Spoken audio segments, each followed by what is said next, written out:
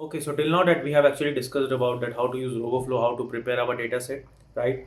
And how to actually label our data set, right? So we have seen the RoboFlow universe and other thing, that how to actually label the data set and try to export it in whichever YOLO model is preferable for our training part, right?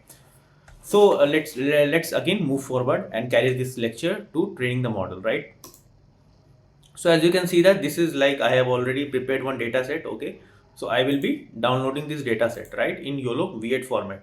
So till now you have just understood about all these part, right? Upload, annotation, data set, version, and other thing, right? So these images are already annotated, right, with some different class, and I will be downloading this data set, right?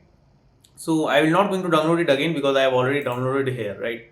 So it's in here, in this here. So what I will do is this one. So let me show you the location that where I have downloaded this part, right? So it's already in this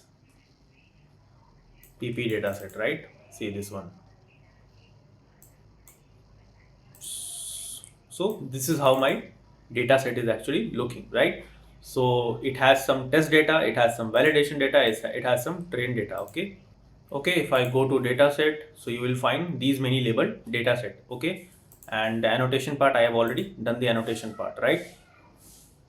So these are actually the annotated image. Okay, and these are like the data version. Okay, which has 734 like images of test data, then validation data, and some of this data is actually under the training set, right?